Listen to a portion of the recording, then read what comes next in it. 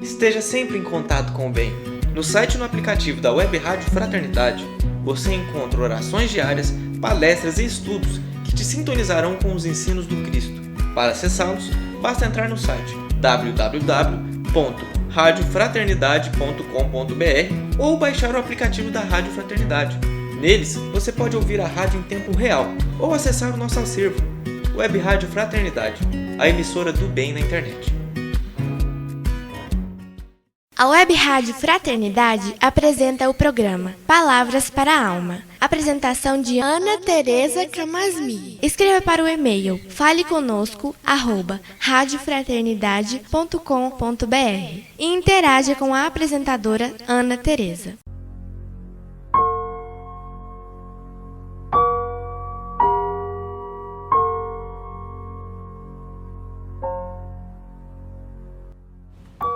Olá, amigos da Web Rádio Fraternidade, a emissora do bem na internet.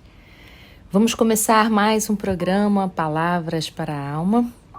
Eu sou Ana Tereza e é com muito prazer que nós nos encontramos nesse instante para conversarmos temas da nossa vida cotidiana à luz do Espiritismo. Hoje eu gostaria de conversar com vocês sobre um termo muito comum, às vezes até banal, que é o termo da missão. Às vezes a gente idealiza essa palavra, quando a gente usa ela no sentido de um missionário, e a gente espera a perfeição, e a gente entende como algo muito grande ser um missionário, e na verdade se a gente utilizar essa palavra nesse sentido, né? Se a gente pensar, por exemplo, na missão de Jesus, se a gente pensar na missão de um Gandhi, se a gente pensar nesses ilustres queridos, né, que vieram fazer um ponto de inflexão na jornada terrena, ajudar nos rumos da humanidade. Sim, são grandes missionários. Mas se a gente pegar a palavra missão e recorrer ao seu sentido mais simples, é quando a gente consegue aproximar a nossa experiência. Nesse sentido, todos nós temos uma missão. Não que isso nos torne especial ou que a gente tenha algum privilégio, não é verdade, diante de Deus. Por exemplo, podemos pensar nas pessoas que têm algum tipo de mediunidade expressa, né? Segundo André Luiz, todos somos médiuns, sim.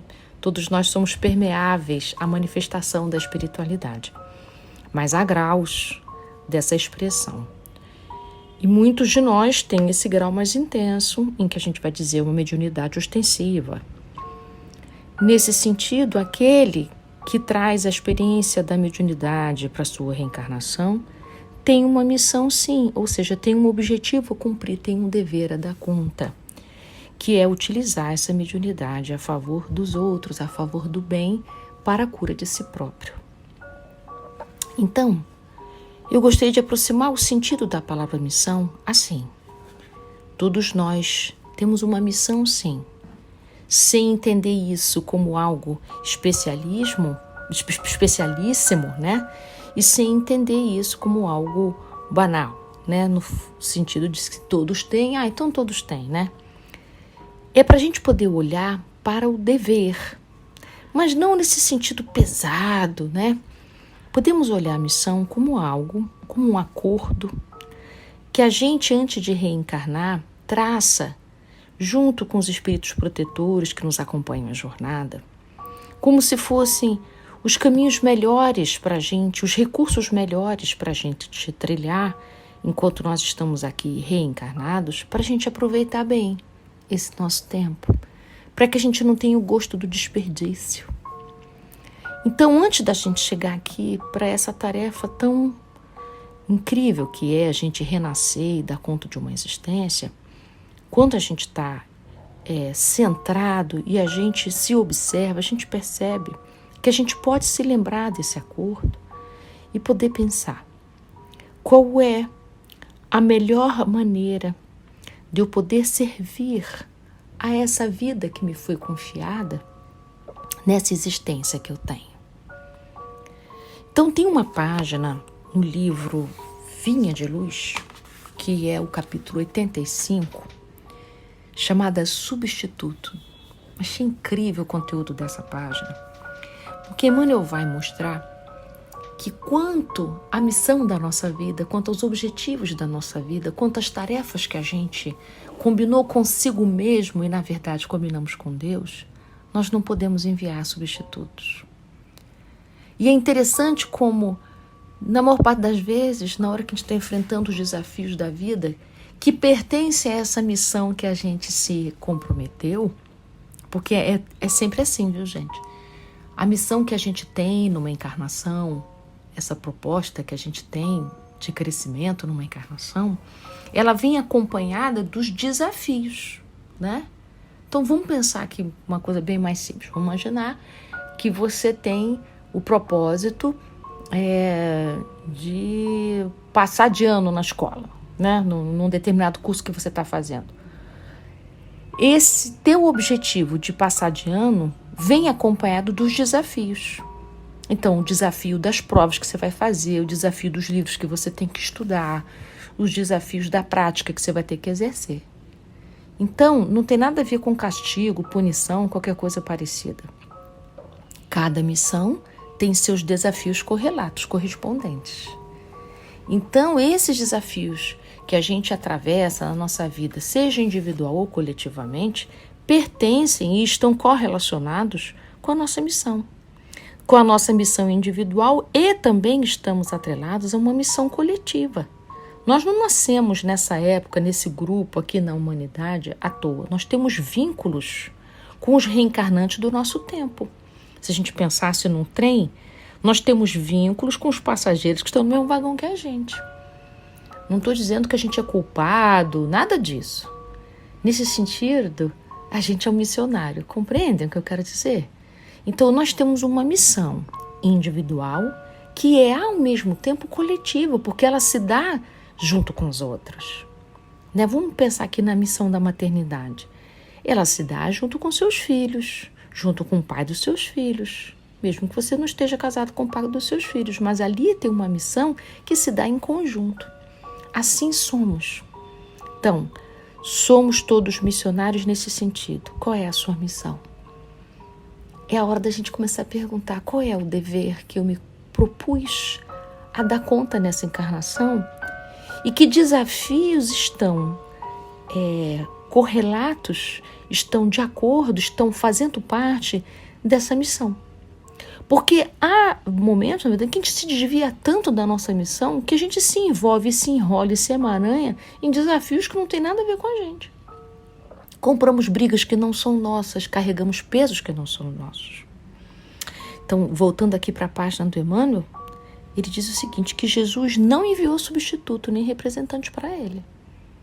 E ele mesmo veio dar conta da sua missão. Assumiu a responsabilidade de seus ensinamentos e suportou os desafios, que foi a incompreensão dos outros e a cruz. Então, Emmanuel diz para a gente, inspiremo-nos no Cristo e atendamos pessoalmente, ou seja, sem a gente achar que são os outros que têm que dar conta, né? Ao dever que a vida nos confere. Porque muitas vezes a gente acha, nossa, a missão está muito difícil, vou passar para frente. Na verdade, não há a possibilidade de a gente transferir a nossa missão para ninguém, ela é pessoal e intransferível. Nós podemos adiar, nós podemos retardar, podemos deixar para depois, é verdade. Mas quanto mais a gente estiver pronto para cuidar da nossa missão, mais a gente vai poder se libertar dos sofrimentos pela nossa negligência, né? Pelas nossas criancices. Então, está na nossa mão a gente se libertar do nosso sofrimento agora ou depois. Deus nos dá o livre-arbítrio para isso. Mas se você estiver disposto a se libertar do seu sofrimento a partir de agora, é preciso fazer uma conexão com a tua missão. Ou seja, qual o teu propósito? O que você veio cuidar nessa existência? Não precisa ser nada grandioso, só precisa ser seu. Sabendo que tudo aquilo que você se comprometeu ao nível individual é ao mesmo tempo coletivo, então é junto com os outros. Não tem missão que é para você dar conta trancado no seu quarto sozinho. Toda missão exige convivência, exige expressão dela no mundo, porque Deus nos criou num nível de relação cooperativa. Estamos todos cooperando para a evolução coletiva, tanto quanto os outros colaboram para a nossa evolução. Então, é uma relação solidária que todos nós temos entre nós. Então, perante o Supremo Senhor, diz Emmanuel aqui, terminando a nossa página, né? Que todos temos um serviço intransferível. É isso, meus amigos. Deixo aqui com muito carinho essa pergunta, né? Essa reflexão. Qual é a missão que eu me proponho cuidar a partir de agora?